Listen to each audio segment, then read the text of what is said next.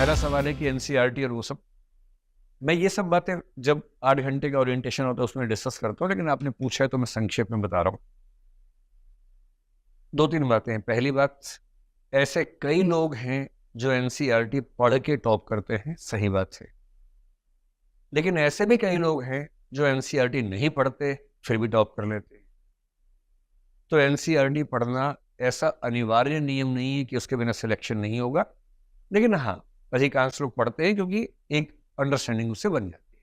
Number 2, मैंने ये पाया है कि जिन लोगों की बैकग्राउंड बहुत अच्छी नहीं है उनके लिए एनसीईआरटी पढ़ना कुल मिला के कॉस्ट बेनिफिट एनालिसिस में या रिटर्न ऑन इन्वेस्टमेंट के पैरामीटर्स पे बहुत फायदेमंद नहीं होता है।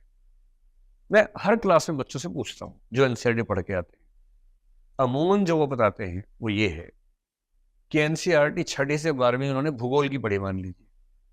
मैं सिंपल पूछता हूँ कितने घंटे लगाए आपने, कितने दिन लगाए? मोटा मोटा जवाब मिलता है कि हमने लगभग 2 महीने लगाए और रोज 5-6 घंटे पढ़ाई की तो हमारा ज्योग्राफी एनसीईआरटी पूरा हो गया।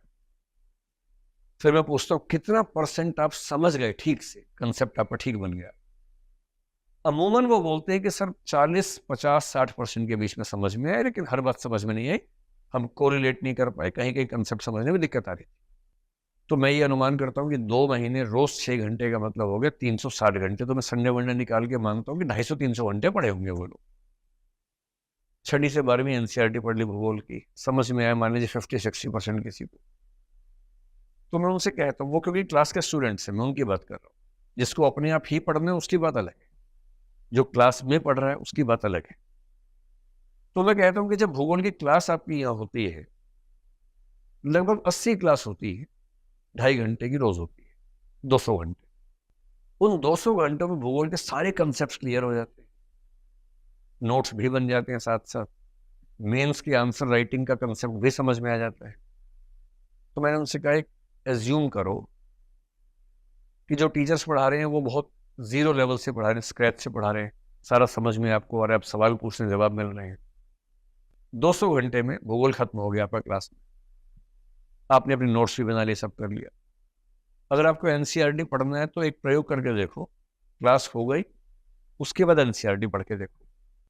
आपको जो एनसीईआरटी पढ़ने में 200-300-350 घंटे लगे थे, अब आपको मुश्किल से 50 घंटे लगेंगे। और समझ में कितना आएगा? 100%।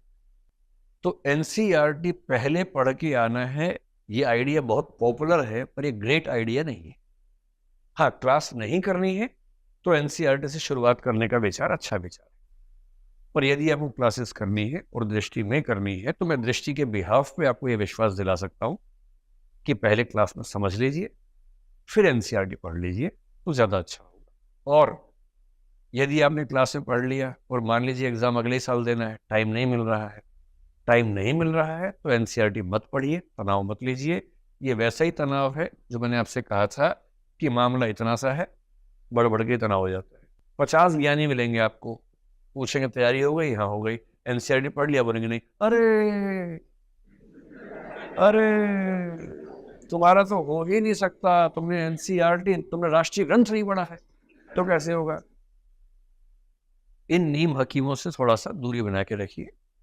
और जब भी कोई ऐसा बोल रहा है एकदम चिकने घड़े की तरह हो जाइए, कोई बार तुम्हारा नहीं होगा, बोलेंगे thank you, bye bye, enjoy, बस।